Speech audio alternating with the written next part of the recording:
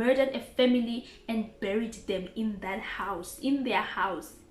He dug inside the house and covered it up and buried the family in there. Like Gucci, Gucci, Louis, Louis, Fendi, Fendi, Prada. Them basic bitches wear that shit, so I don't even bother. Gucci, Gucci, Louis, Louis, Fendi, Fendi, Prada. Them basic bitches wear that shit, so I don't even bother. Gucci, Gucci, Louis, Louis, Fendi, Fendi, Prada. Them basic bitches wear that shit, so I don't even bother. Gucci, Gucci, Louis, Louis, Fendi. What is good, T gang? It is your girl T. Welcome back to my YouTube channel. If you are new to this channel, then smash the subscribe button down below. Turn on your post notifications to get notified every time I post a video, baby. Today I am here with a story time, guys. We're going to be talking. So today's story time is I knew a murderer, and it was my high school teacher. I'm not going to say the name of the high school that I was in because I just don't want to discredit it, so I won't be mentioning the name of the high school. But when I was in high school in Mpumalanga, there's a year when a teacher was enrolled at our school. A new teacher came at our school. This teacher supposedly came from America. He was coming from America. He came to our school to teach there. So he used to have a tendency of wearing American clothes. You know, us black people, we like people to lie to us too much, and we listen too much to lies. So he was wearing those nice American clothes, you know, and stuff. And you know, also girls, they love things. Yeah, he's from America. They want to be associated with this teacher. He used to have dubious behaviors, having school children come to his room and stuff. So this guy stayed at the school. I don't really remember for how long was he there. Was he employed at my high school that I was in? I don't really remember for how long he worked there, but I remember the other time we went with him to a school trip when I was in grade 11. I think it was a leaders trip where prefects of the school go to a camp. So we went to a camp as prefects. Mind you, it was in the bushes,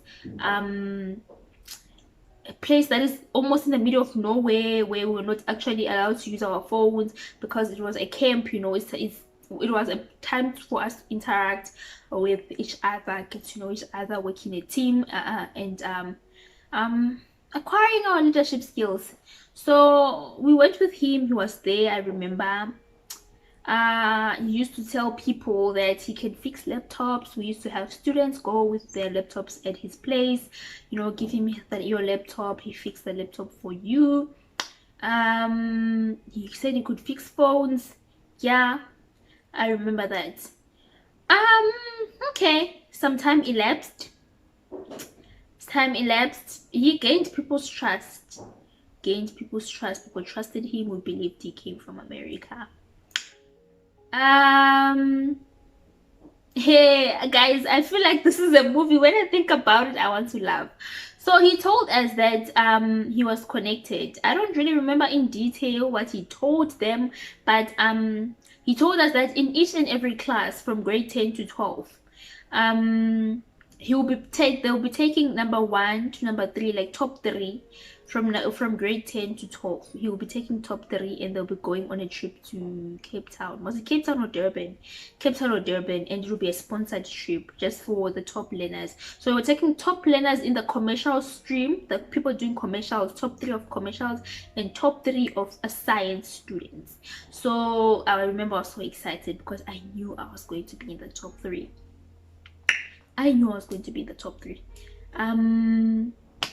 Okay, cool. We had our names called out, the top 3s that will be going to Cape Town on a sponsored trip.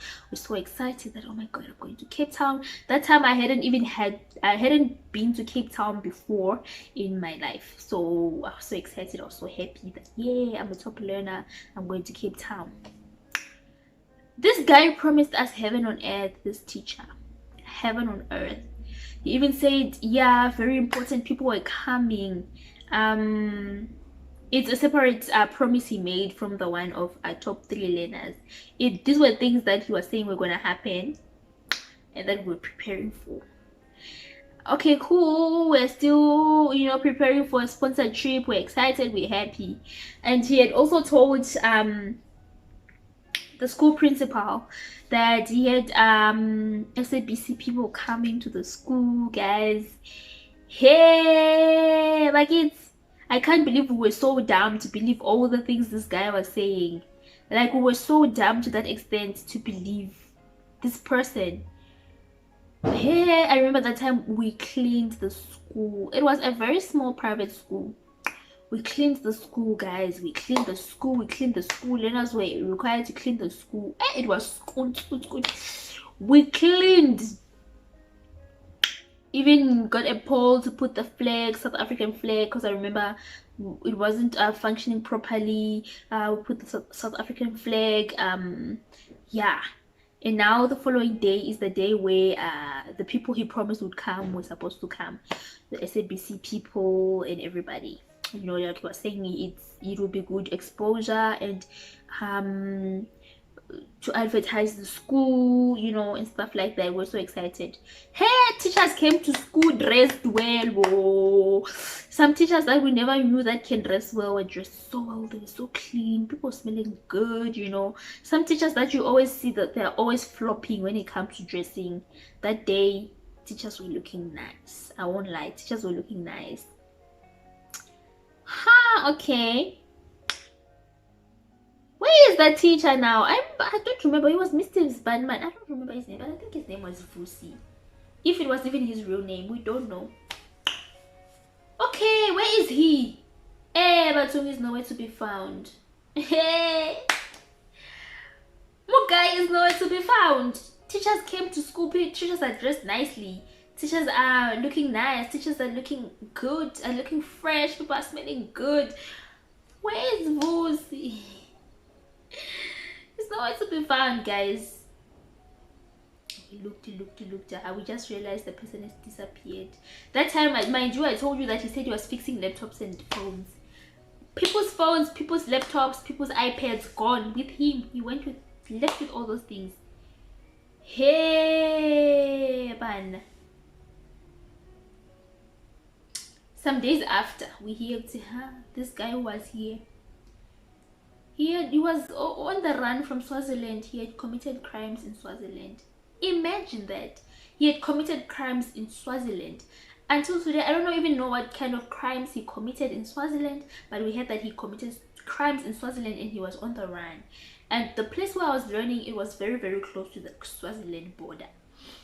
So I think it was just his stop, just to hide his head nyana and get some money, and then continue to be on the run. Okay, cool, fine. It happened. He left with people's phones, stole people's phones, people's tablets and laptops. He fooled us. We cleaned the school for nothing. Okay, fine. It happened. He left, and that was it. And then years after that incident, was it actually last year or last of last year or when? But it's so recent. I was watching the news. He came out of the news. He murdered a family. If there's someone who was watching the news, please do comment down below. That guy was teaching us at the high school I was in. He murdered a family. An entire family. I just forgot in which township it was, the name of the township, but he murdered a family and buried them in that house, in their house. He dug inside the house and covered it up and buried the family in there.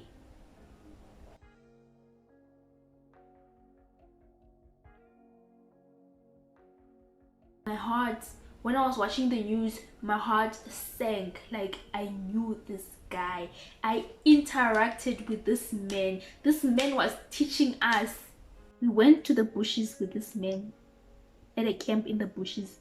Anything could have happened to us. This man was our teacher. I was so horrified when I was watching the news that this man murdered a family, and including kids, like small kids that were apparently axed to death. He was using an axe to... Who does that? I was like, my God, my god, my god, my god, anything would have happened to us. My god. I was like, so I knew a murderer. I interacted with a murderer, and that murderer was my teacher. Yo. Until today, I still try to think, how was I even employed?